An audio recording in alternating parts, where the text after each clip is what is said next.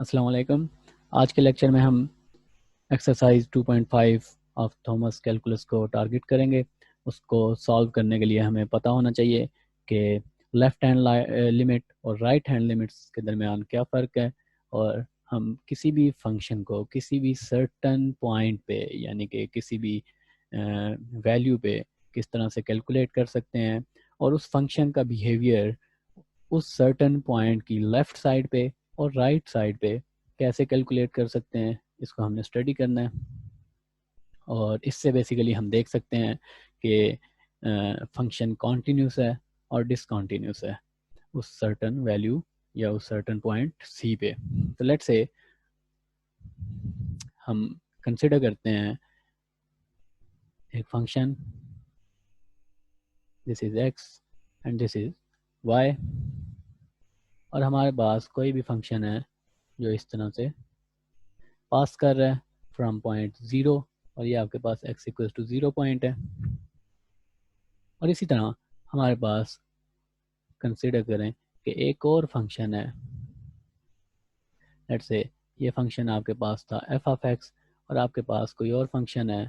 g of x। ये function आपके पास g of x है, और ये पॉइंट आपके पास ज़ीरो पॉइंट है, और ज़ीरो पॉइंट के लेफ़्ट और राइट साइड पे ये फंक्शन अपना बिहेवियर चेंज कर लेता है, जैसा कि आपको फिगर से नज़र आ रहा है। और यहाँ पे हम कैलकुलेट करना सीखेंगे वन साइडेड लिमिट्स।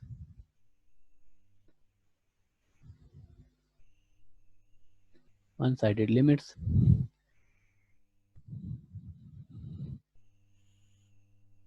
और कोई भी फंक्शन आपके पास अगर लिमिट की दोनों साइड्स पे डिफाइंड हो तो उस फंक्शन को आप कॉन्टिन्यूस फंक्शन कहते हैं, और अगर वो फंक्शन आपके पास लिमिट यानी कि उस पॉइंट की या उस वैल्यू के दोनों साइड्स पे डिफाइन ना हो तो वो फंक्शन आपके पास डिसकंटिन्यूस होता है। यहाँ पे हम कंसिडर करते हैं कि लेट से ये पॉइंट आपके पास +1 है और ये पॉइंट आपके पास -1 है, और इसी तरह से आपके पास ये दो फंक्शंस हैं एफ ऑफ एक्स और जी ऑफ एक्स। अब कंसिडर करें कि हमारे पास राइट हैंड लिमिट और लेफ्ट हैंड लिमिट और राइट हैंड लिमिट से क्या मुराद है। Right hand limit, left hand limit से मुराद ये है कि जब आप इस फंक्शन का बिहेवियर स्टडी कर रहे हैं कमिंग फ्रॉम लेफ्ट साइड, और जब आप इस फंक्शन का बिहेवियर स्टडी कर रहे हो कमिंग फ्रॉम राइट साइड यानी कि इस साइड से। और इसी तरह ये साइड आपके पास हो जाएगी लेफ्ट साइड और ये साइड आपके पास राइट साइड।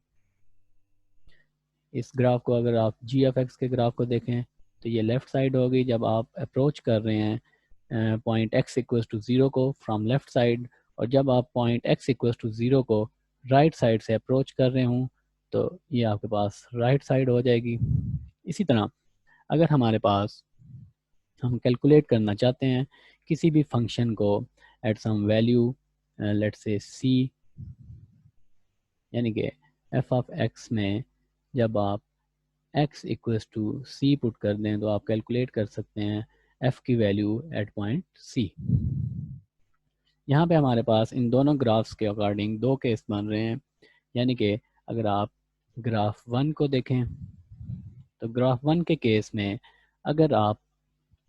फाइंड करना चाहते हैं f ऑफ ज़ीरो, तो इस केस में हमारे पास हमें लेफ्ट हैंड लिमिट और राइट हैंड लिमिट दोनों कैलकुलेट करनी पड़ेंगी। और limit x approaches to zero, अगर हम लेफ्ट हैंड लिमिट कैलकुलेट कर रहे हैं तो इसका मतलब ये होगा कि हम x को अप्रोच कर रहे हैं फ्रॉम नेगेटिव साइड। इस साइड पे x आपके पास नेगेटिव वैल्यूज होती हैं x की, x approaches to zero from left side. जब आप लिमिट को इस तरह से लिखते हैं तो इसका मतलब आपके पास होता है लेफ्ट हैंड लिमिट, और जब आप x को या उस सर्टन पॉइंट को अप्रोच कर रहे हूँ फ्रॉम पॉजिटिव वैल्यू साइड, यानी कि अगर आप उसको राइट साइड से अप्रोच कर रहे हैं ज़ीरो को इस साइड से अप्रोच कर रहे हैं तो ये आपके पास राइट हैंड लिमिट,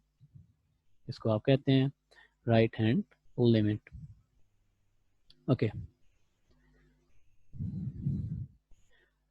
और अगर हम किसी भी फंक्शन की लेफ्ट हैंड लिमिट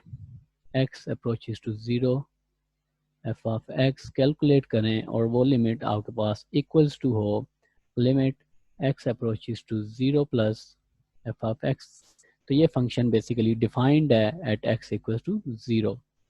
ये 0 पॉइंट की हम एग्जांपल ले रहे हैं, ये पॉइंट आपके पास कोई भी पॉइंट हो सकता है, x equals to 1, x equals to 2, यानी कि अगर आपके पास ये पॉइंट x इक्वल्स टू 1 पे लेट से अगर आपके पास ये पॉइंट है और 1 पॉइंट आपके पास लेट से यहाँ पे x इक्वल्स टू 1 है आपके पास, तो इस केस में अगर आप लिमिट कैलकुलेट कर रहे होंगे तो आपके पास ये सारी साइड यहाँ से लेके यहाँ तक साइड आपके पास लेफ्ट साइड होगी और ये साइड जो x इक्वल्स टू 1 के राइट साइड पे है ये आपके पास राइट साइड होगी। लेफ्ट हैंड लिमिट और राइट हैंड लिमिट आप इस तरह से कैलकुलेट कर सकते हैं। अगर आपके पास left hand limit equals to right hand limit हो तो इस केस में आप कह सकते हैं कि function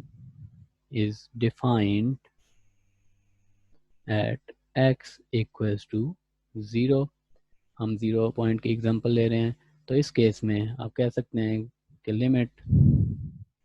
f is defined f limit at f equals to 0 exist, f of 0 exist. हमारा जो दूसरा फंक्शन था g ऑफ x, अगर आप इसके केस में देखें तो g ऑफ x के केस में अगर आप लेफ्ट साइड से फंक्शन को अप्रोच करें तो इस केस में हम लिख सकते हैं limit x approaches to 0 minus, आप लेफ्ट साइड से इस साइड से फंक्शन को अप्रोच कर रहे हैं तो इस केस में आपके पास फंक्शन जो है उसकी वैल्यू आ रही है, सॉरी यहाँ पे g ऑफ x हमने कंसिडर किया हुआ है, g ऑफ x की वैल्यू आपके पास अगर आप लेफ्ट हैंड साइड से फंक्शन को अप्रोच करें तो आपके पास g ऑफ x की वैल्यू -1 के इक्वल आ रही है। और इसी तरह अगर आप इसी फंक्शन को g ऑफ x को राइट हैंड साइड से अप्रोच करें यानी कि पॉजिटिव साइड से अगर आप इसको अप्रोच करें तो आपके पास उसकी वैल्यू +1 के इक्वल है और इस केस में आपके पास आंसर +1 आ रहा है। अगर आपके पास ये केस हो और limit x approaches to 0 plus g of x is not equals to limit x approaches to 0 minus g of x, तो इस केस में आपके पास फंक्शन डिफाइंड नहीं है एट x इक्वल्स टू 0। तो हम कह सकते हैं कि g of x is not defined at x equals to 0, या फिर हम कह सकते हैं कि limit does not exist at x equals to 0। इसको जनरलाइज करने के लिए, इन रिजल्ट्स को जनरलाइज करने के लिए हमारे पास एक थ्योरम है which says that a function f of x has a limit as x approaches to c if and only if it has left hand and right hand limits there and these one-sided limits are equal. Okay. ये आपके पास x approaches to c limit है, आप f of x पे apply कर रहे हैं और ये लिमिट तब ही एग्जिस्ट करेगी जब आपके पास लेफ्ट हैंड लिमिट, ये फंक्शन है, ये लिमिट आप कैलकुलेट करना चाहते हैं और ये लिमिट तब एग्जिस्ट करेगी एट पॉइंट c जब लेफ्ट हैंड लिमिट और राइट हैंड लिमिट दोनों आपस में इक्वल हों यानी कि दोनों की सेम वैल्यू हो which is equals to l। In this case हमारे पास ये एग्जांपल हम कंसिडर कर रहे हैं और इस केस में हम लिमिट्स को कैलकुलेट करते हैं at some points. Let's say सबसे पहले हम x इक्वल्स टू 0 पे इसको स्टडी करते हैं और उसके बाद इसको हम स्टडी करते हैं एट x इक्वल्स टू 1 और फिर हम एक और पॉइंट x इक्वल्स टू 2 पे स्टडी करते हैं इस फंक्शन को। ओके अगर हम x इक्वल्स टू 0 पे इस फंक्शन को स्टडी कर रहे हैं और हम सबसे पहले फाइंड करेंगे limit x approaches to 0 from right side और ये फंक्शन आपके पास f ऑफ x के इक्वल है और इसका आंसर आपके पास क्या है। अगर आप x इक्वल्स टू 0 को राइट साइड से अप्रोच करें तो आपके पास इस फंक्शन की वैल्यू x इक्वल्स टू 0 पे आपके पास इस फंक्शन की वैल्यू 1 के इक्वल है। इसी तरह अगर आप इस फंक्शन को लेफ़्ट साइड से अप्रोच करें एट x इक्वल्स टू 0, और अगर आप लेफ़्ट साइड से यानी कि इस साइड से फंक्शन को अप्रोच करें तो इस साइड पे फंक्शन आपके पास उसका कोई ग्राफ आपको गिवन नहीं है, फंक्शन आपके पास लेफ़्ट साइड पे डिफाइंड ही नहीं है। इस केस में हमें इसकी वैल्यू नहीं पता कि इसकी वैल्यू लेफ़्ट हैंड साइड से क्या होगी। ये लिमिट आपके पास एग्जिस्ट ही नहीं कर रही, और आप कह सकते हैं कि function is not defined on left side of x equals to 0। x equals to 0 की लेफ्ट साइड पे फंक्शन आपके पास डिफाइंड नहीं है, और क्योंकि अब आपको नहीं पता कि लेफ्ट हैंड लिमिट क्या है, और ग्राफ के अकॉर्डिंग लेफ्ट साइड पे x इक्वल्स टू 0 के लेफ्ट साइड पे फंक्शन एग्जिस्ट ही नहीं करता, तो अकॉर्डिंग टू दिस डेफिनेशन आपके पास limit x approaches to c for f of x does not exist। ये लिमिट आपके पास एग्जिस्ट ही नहीं करती। ये हमारा फाइनल कंक्लूजन है, और ये आपके पास फाइनल रिजल्ट्स हैं। और इसके बाद हम x इक्वल्स टू 1 पे लेट से इसी फंक्शन को कैलकुलेट करते हैं। सबसे पहले हम लेफ्ट हैंड लिमिट्स और राइट हैंड लिमिट्स कैलकुलेट करते हैं। लिमिट हम 1 पे इसको कैलकुलेट करना चाहते हैं 1, और अगर आप राइट हैंड साइड से 1 को अप्रोच कर रहे हैं, पॉइंट x इक्वल्स टू 1 को अगर आप राइट हैंड साइड से अप्रोच करें, पॉइंट x इक्वल्स टू 1 आपके पास राइट साइड पे अगर आप उसको अप्रोच कर रहे हैं, यानी कि आप इस साइड से आ रहे हैं, तो जब आप फंक्शन में राइट हैंड साइड से मूव करते हुए आए तो आपके पास x इक्वल्स टू 1 पे f ऑफ x की वैल्यू इक्वल्स टू 1 है, वो 1 के इक्वल है, और ये आपके पास 1 के इक्वल आ जाएगा। इसी तरह अगर आप फंक्शन में पॉइंट 1 को लेफ्ट हैंड साइड से अप्रोच करें, यानी कि आप उसको इस साइड से अप्रोच करें, लेफ्ट साइड से आप उसको अप्रोच कर रहे हैं फंक्शन को, तो आपको नज़र आ रहा है कि x इक्वल्स टू 1 पे फंक्शन की वैल्यू आपके पास 0 के इक्वल है, और इस केस में आपके पास इक्वल्स टू 0 आ जाएगा। अगर अब आप इन दोनों को लेफ्ट हैंड लिमिट को राइट हैंड लिमिट से कंपेयर करें तो ये दोनों आपस में इक्वल नहीं है, तो हमारा फाइनल कंक्लूजन होगा कि limit x approaches to 1 for f of x does not exist।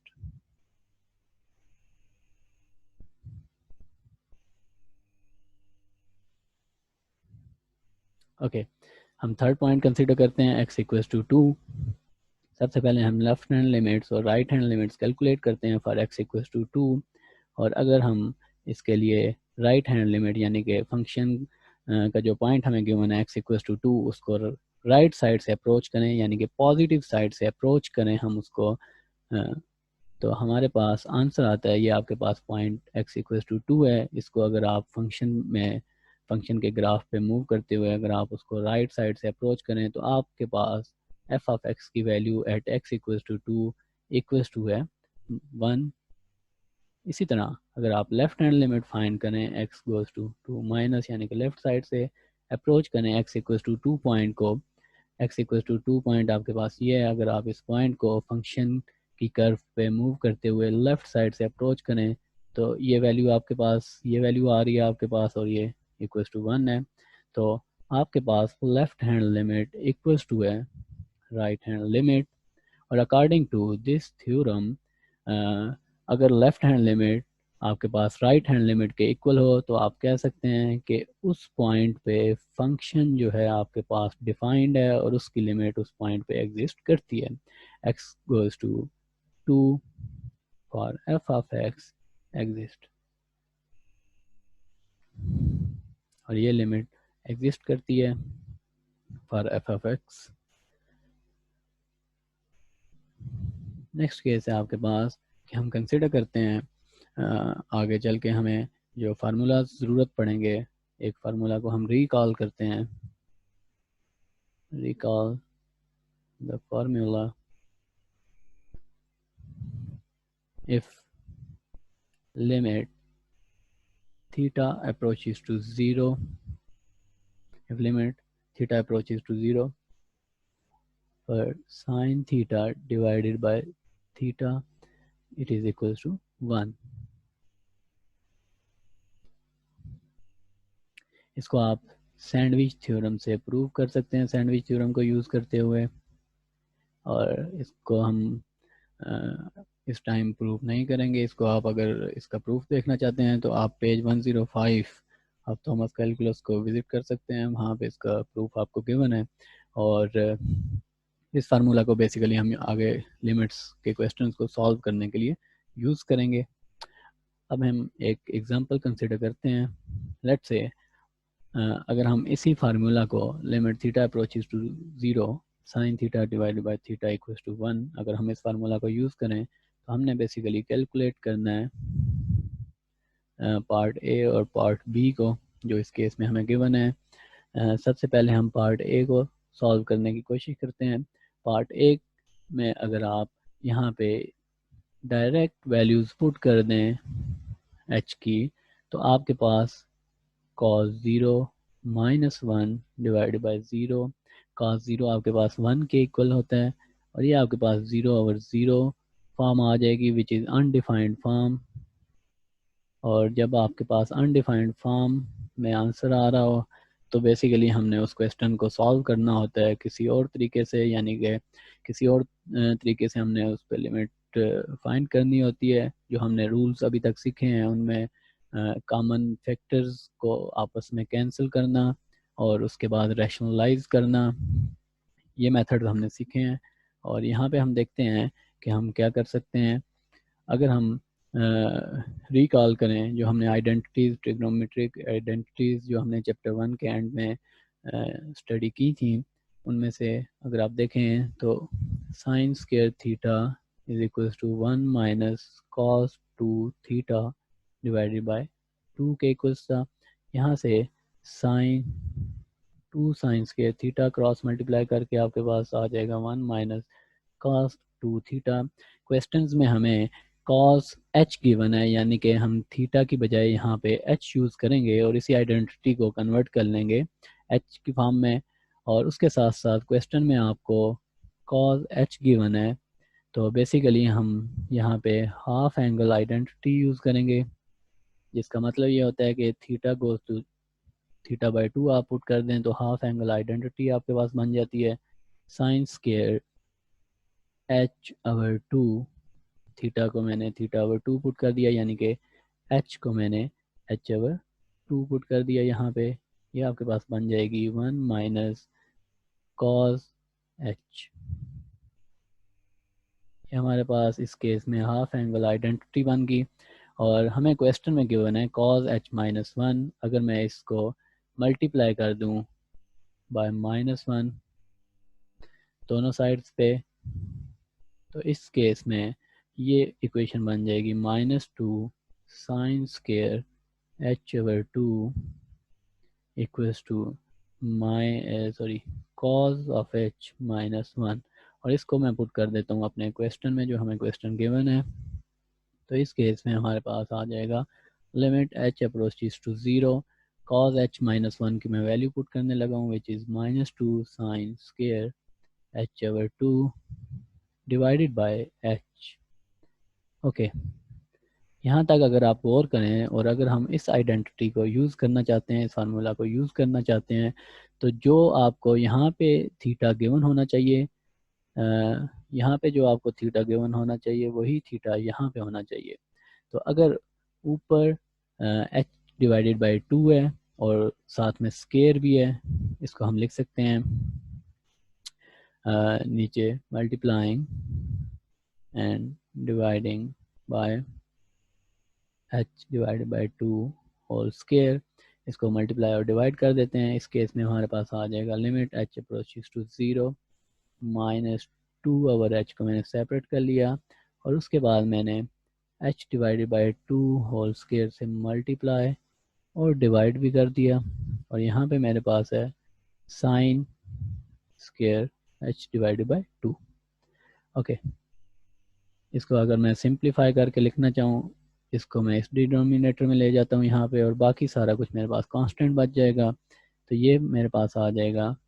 Limit h approaches to 0 2/h,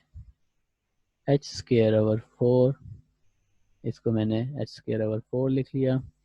और ये जो है मैं यहाँ पे लेके जा रहा हूँ, तो ये मेरे पास बन जाएगा sine h divided by 2 divided by h divided by 2 whole square.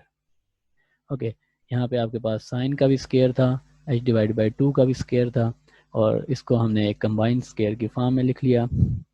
ये h और ये h आपके पास एक एक कैंसिल हो रहे हैं, और ये हमारे पास आ जाएगा limit h approaches to 0 -2h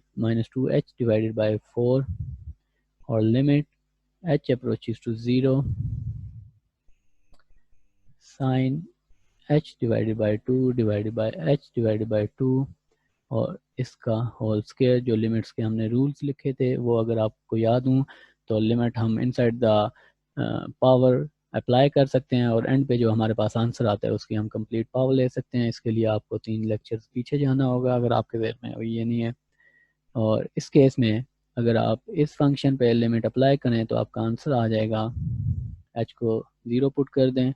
और ये according to the given formula हमारे पास limit theta goes to 0 sine theta divide by theta आपके पास 1 के इक्वल होता है, और इसका स्क्वायर भी है आपके पास, और फाइनल आंसर आपके पास 0 के इक्वल आ जाएगा।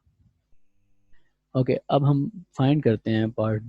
बी का आंसर। बी पार्ट आपको गिवन है, लिमिट बी पार्ट हमें गिवन है limit x approaches to 0 sine 2x divided by 5x। इसको हमने सॉल्व करना है और प्रूव करना है कि आपके पास आंसर 2/5 आता है। हम कंसिडर करते हैं left hand side which is equal to limit x approaches to 0 sine 2x divided by 5x। Okay, अब यहाँ पे मैं एक और स्टेप करता हूँ कि मैं मल्टीप्लाई और डिवाइड कर देता हूँ 2x से, क्योंकि अगर आप वो फार्मूला अप्लाई करना चाहते हैं लिमिट थीटा गोज टू 0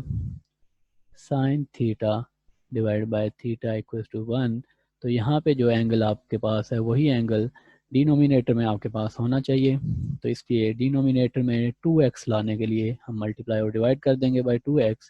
तो ये आपके पास आ जाएगा limit x approaches to 0 1/5x को मैंने सेपरेट कर लिया, और 2x से मल्टीप्लाई और डिवाइड कर दिया मैंने, और साथ में हमारे पास है साइन 2x, और ये हमारे पास आ जाएगा equal to limit x approaches to 0 in इसको बेसिकली हम यहाँ पे डिनोमिनेटर में ले जाएंगे और बाकी दोनों को हम कंबाइन कर लेंगे। हमारे पास आ जाएगा limit 2x divided by 5x sine 2x divided by 2x। Okay, limit को अब हम डिस्ट्रीब्यूट कर देते हैं। लिमिट डिस्ट्रीब्यूशन जो आपके पास रूल था उसके according limit x approaches to 0 2x divided by 5x, limit को हम डिस्ट्रीब्यूट कर रहे हैं, और limit x approaches to 0 sine 2x divided by 2x। अगर आप इसको ऊपर फार्मूला से कंपेयर करें तो ये बेसिकली आपके पास साइन थीटा ओवर थीटा के इक्वल है, और ये हमारे पास इक्वल्स टू 1 आ जाएगा। और अगर यहाँ पे आप लिमिट की वैल्यू पुट कर दें, x आपके पास कैंसिल हो रहे हैं, x आपके पास कोई बचेगा ही नहीं, तो ये आपके पास 2/5 आ जाएगा, और ये अकॉर्डिंग टू द फार्मूला आपके पास 1 आ जाएगा। तो आपका फाइनल आंसर आ जाएगा 2/5 which is equal to right hand side of the question, और ये प्रूव हो गया बेसिकली। ओके, और एक्सरसाइज 2.5 स्टार्ट करने से पहले ज़रूरी है कि हम कुछ फार्मूलाज को रिवाइज कर लें, डिफाइंड और अनडिफाइंड फॉर्म्स को रिवाइज कर लें। हम हमारे पास अनडिफाइंड फॉर्म्स कोई भी आपके पास अगर 0/0 0 multiplied by infinity infinity divided by infinity और 0 पावर इन्फिनिटी, अगर आपके पास ये फॉर्म्स आ रही हूँ डायरेक्ट लिमिट पुट करने के बाद, तो ये आपके पास अनडिफाइंड फॉर्म्स हैं। और अगर आपका आंसर अनडिफाइंड फॉर्म में आ रहा हो तो हमने क्वेश्चन को सॉल्व करना होता है किसी और तरीके से, यानी कि by cancelling the common factors, by rationalising, by using some identity, और इसके साथ साथ आपको पता होना चाहिए कि जो डिफाइंड फॉर्म्स हैं हमारे पास, limit x approaches to 0 1 over x,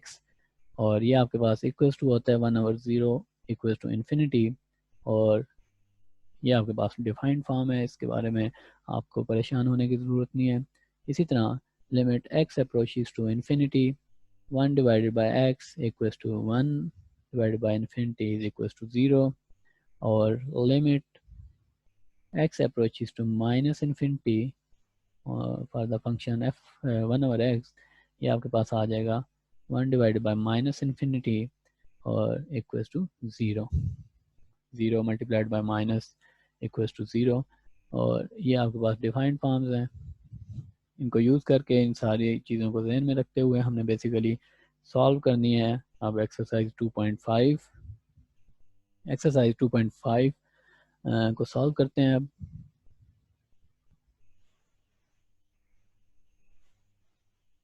exercise 2.5, इसके जो क्वेश्चन हमने सॉल्व करने हैं वो क्वेश्चन है हमारे पास question number 1 to 12, question number 13 to 16 और क्वेश्चन नंबर 23 to 26। ये क्वेश्चंस आपने सॉल्व करने हैं। सबसे पहले हम ट्राई करते हैं क्वेश्चन नंबर 5। क्वेश्चन नंबर 5 हमें गिवन है कि उसमें हमने कैलकुलेट करना है limit x approaches to -8 from right side, -8 के ऊपर अगर प्लस का साइन गिवन है तो ये राइट साइड है आपके पास, के राइट साइड से आप अप्रोच कर रहे हैं -8 को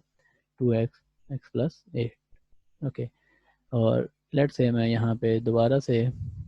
क्लियर कर देता हूँ। आपके पास ये -8 पॉइंट था, ये एक्स एक्सिस पे आपके पास -8 पॉइंट है, और -8 को आप अप्रोच कर रहे हैं। आपको गिवन है limit x approaches to -8 from right side from positive side, तो आप इस साइड से फंक्शन को अप्रोच कर रहे हैं राइट साइड से, और इस केस में हमने कैलकुलेट करना है इस लिमिट को, तो सिंपली इसमें आप पुट कर देंगे -8 डिवाइड बाय -8 प्लस 8, और ये आंसर आपके पास आ जाएगा -16 डिवाइड बाय 0। अब अगर आप देखें तो ये आपके पास एक पॉजिटिव नंबर है डिवाइडेड बाय, सॉरी, ये आपके पास एक नेगेटिव नंबर है और डिवाइडेड बाय ये आपके पास 0 है, पॉजिटिव नंबर आप कह सकते हैं इसको, तो ये आपका आंसर आ जाएगा -इन्फिनिटी। और उसके बाद हमने सॉल्व करना है क्वेश्चन नंबर 12। क्वेश्चन नंबर 12 में आपको गिवन है limit x approaches to 0 1 divided by x power 2/3, और यहाँ पे अगर आप x इक्वल टू 0 पुट कर दें, ये आपके पास आ जाएगा 0 पावर 2 डिवाइड बाई 3 आपके पास 0 के इक्वल होते हैं, और ये आपके पास आंसर इन्फिनिटी के इक्वल आ जाएगा। क्वेश्चन नंबर 15 हम ट्राई करते हैं। क्वेश्चन नंबर 15 में limit theta approaches to 0 minus, which means left side से आप थीटा को अप्रोच कर रहे हैं 1 प्लस कोसिकेंट ऑफ थीटा, इसको हमने सॉल्व करना है। ये आपके पास आ जाएगा limit theta approaches to 0 1 plus, first chapter के एंड पे हमने जो ट्रिग्नोमेट्रिक आइडेंटिटीज जो हैं वो रिवाइज की थी, उनके अकॉर्डिंग आपको पता है cosecant theta equals to 1 divide by sine theta, और यहाँ पे हम यूज़ कर लेंगे 1 डिवाइड बाय साइन थीटा, और लिमिट को अगर आप डिस्ट्रीब्यूट कर दें तो लिमिट आपके पास आ जाएगी plus limit theta goes to 0 minus 1 over sine theta, और ये आपके पास 1 के इक्वल आ जाएगा। और थीटा को आप अप्रोच कर रहे हैं फ्रॉम नेगेटिव साइड, 0 को आप अप्रोच कर रहे हैं, 0 आपके पास अगर इस पॉइंट पे था और आप इसको अप्रोच कर रहे हैं फ्रॉम लेफ्ट साइड और फ्रॉम नेगेटिव साइड, तो हमें यहाँ पे यूज़ करना होगा -0, यानी कि 0 से बिल्कुल थोड़ा सा पीछे आपके पास ये वैल्यू है, 0 को आप अप्रोच कर रहे हैं लेफ्ट साइड से, और 0 से लेफ्ट साइड पे आपके पास नेगेटिव नंबर्स होते हैं, इसलिए हम -0 यूज़ करेंगे, और ये आपके पास आ जाएगा 1 प्लस साइन -0। आपको पता होना चाहिए कि साइन माइनस थीटा आपके पास इक्वल टू होता है माइनस ऑफ थीटा, और ये हम बेसिकली यूज़ करेंगे यहाँ पे। ये आपके पास आ जाएगा माइनस साइन ज़ीरो, और ये माइनस आपके पास यहाँ पे आ जाएगा साइन ज़ीरो। साइन ज़ीरो आपके पास ज़ीरो के इक्वल होता है, 1 माइनस 1/0, और ये आ जाएगा 1 minus infinity which is equal to minus infinity. उसके बाद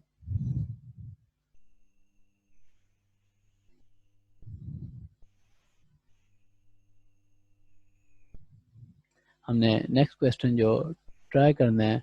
वो क्वेश्चन हमने ट्राई करना है question number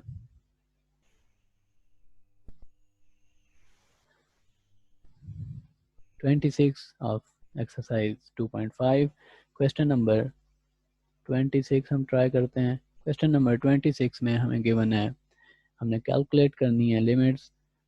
for the function 1 divided by x power 1/3 minus 1 divided by x minus 1 whole power 4 divided by 3। और इस क्वेश्चन के आपके पास 4 पार्ट्स हैं। पार्ट ए आपके पास है जिसमें हमने x अप्रोचेस टू 0 प्लस के लिए इस फंक्शन को कैलकुलेट करना है, यानी कि इस एक्सिस पे आपके पास x है, x इक्वल टू 0 आपके पास ये पॉइंट है, और 0 प्लस यानी कि आप उसको पॉजिटिव साइड से अप्रोच कर रहे हैं, राइट साइड से आप उसको अप्रोच कर रहे हैं। इस साइड पे आपके पास राइट साइड पे 0 प्लस वैल्यूज़ हैं, और इस साइड पे आपके पास लेफ़्ट साइड पे 0 माइनस वैल्यूज़ हैं। तो सबसे पहले हमने कैलकुलेट करना है limit x approaches to 0 plus 1 divided by x power 1/3 minus 1 divided by x minus 1 whole power 4 divided by 3। अगर आप x equals to 0 प्लस यहाँ पे पुट करें तो ये आपके पास आ जाएगा 0 पावर 1/3 माइनस 0 माइनस 1, और इस पावर को मैं लिख सकता हूँ 4। अगर मैं इसको ब्रेक करूँ तो 1/3 4 मल्टीप्लाइड बाय 1/3 इक्वल्स टू 4/3, और ये हमारे पास आ जाएगा 1 divided by 0, 0 power 1/3 equals to 0, minus 1 divided by minus 1 power 4 whole power 1/3, और माइनस 1 की पावर आपके पास इवन पावर है, और जब इवन पावर हो तो ये आपके केस में माइनस 1 की पावर अगर आपके पास इवन हो तो ये आपके पास 1 के इक्वल होता है। माइनस 1 की पावर अगर आपके पास ऑड नंबर्स में हो तो ये आपके पास माइनस 1 के इक्वल होता है। इसको अगर हम यूज़ करें तो ये बन जाएगा 0 minus infinity minus 1 divide by 1 power 1/3 equals to infinity minus 1, and it is equals to infinity. Okay, उसके बाद जो इस क्वेश्चन का नेक्स्ट पार्ट है उसमें हमने बी पार्ट के लिए सॉल्व करना है, और बी पार्ट में हमने कैलकुलेट करनी है limit x approaches to 0 minus, यानी कि आप इस क्वेश्चन को अप्रोच कर रहे हैं फ्रॉम, फंक्शन को अप्रोच कर रहे हैं फ्रॉम लेफ्ट साइड, और x इक्वल टू 0 को आप लेफ्ट साइड से इस साइड से अप्रोच कर रहे हैं, और ये लिमिट हमने इसी फंक्शन पे कैलकुलेट करनी है 1 divide by x power 1/3 minus 1 divide by x minus 1 power 4 divide by 3। Limit अगर आप पुट कर दें तो ये आपके पास आ जाएगा -0 1 divided by 3 minus 1 divided by x minus 1, यानी कि 0 माइनस 1 पावर 4। इसको पावर को हमने उसी तरीके से दोबारा ब्रेक कर लिया, और ये अगर आप फर्स्ट टर्म को देखें तो ये टर्म आपके पास है some positive term divided by some negative term, और इसलिए और जब आपके पास positive term divide by negative term है और नीचे जो नेगेटिव टर्म है वो आपके पास 0 है, तो ये माइनस इन्फिनिटी आ जाएगा। तो इसको हम लिख सकते हैं minus infinity minus 1 divide bye minus 1 power 4 power 1/3, और minus infinity minus 1 divided bye 1 power 1/3। 1 की पावर 1/3 आपके पास 1 के इक्वल ही होता है, और ये आपके पास 1/1 equals to minus infinity minus 1, और ये आपके पास माइनस इन्फिनिटी के इक्वल आंसर आ जाएगा। अब अगर आप देखें तो इस फंक्शन के लिए जो फंक्शन आपको गिवन था limit x approaches to 0 from right side, और जो आपको आपने लिमिट फाइंड की है x approaches to 0 from left side, ये दोनों साइड्स की लिमिट्स आपके पास इक्वल नहीं आ रही। एक के केस में आपके पास प्लस इन्फिनिटी आंसर आ रहा है और एक के केस में आपके पास माइनस इन्फिनिटी के इक्वल आंसर आ रहा है। तो according to the theorem number 6, according to the definition of limits, हम कह सकते हैं, कंक्लूड कर सकते हैं that limit x approaches to 0 for f of x does not exist. Okay, इसी क्वेश्चन का हम पार्ट सी और पार्ट डी जो है वो ट्राई करते हैं।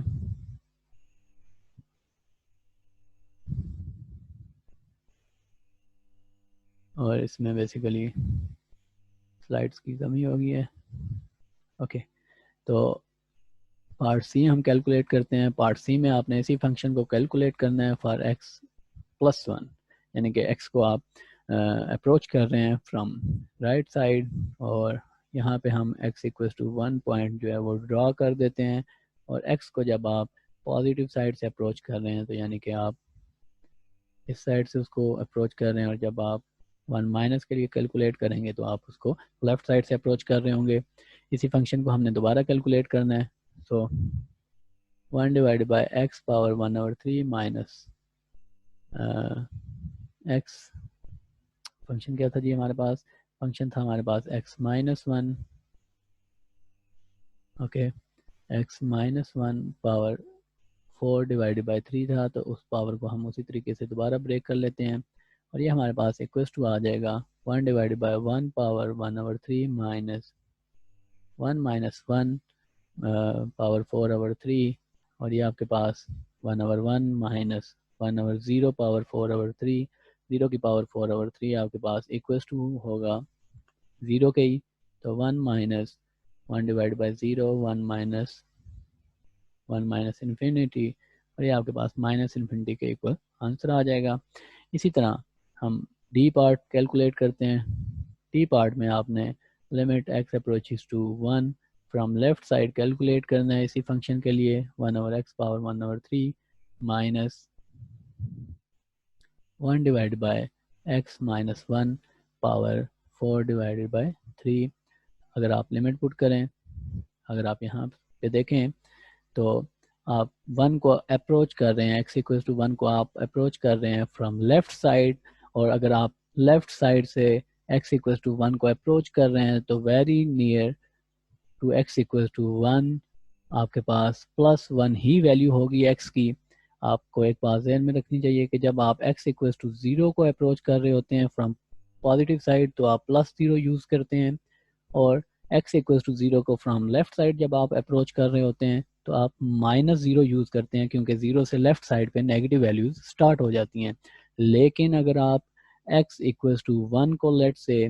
पॉजिटिव साइड से अप्रोच कर रहे हैं, राइट साइड से आप अप्रोच कर रहे हैं, तो very near to x equal to 1 यहाँ पे आपके पास +1 ही वैल्यू होगी। और अगर आप x इक्वल टू 1 को लेफ्ट साइड से अप्रोच कर रहे हैं, लेफ्ट साइड से, और very near to x equal to 1 आपके पास x इक्वल टू +1 ही वैल्यू होगी। वो वैल्यू नेगेटिव होनी हो जाएगी, क्योंकि नेगेटिव वैल्यूज आपके पास ओरिजिन से लेफ्ट साइड पे स्टार्ट होती हैं, और very near to x equal to 1 आपके पास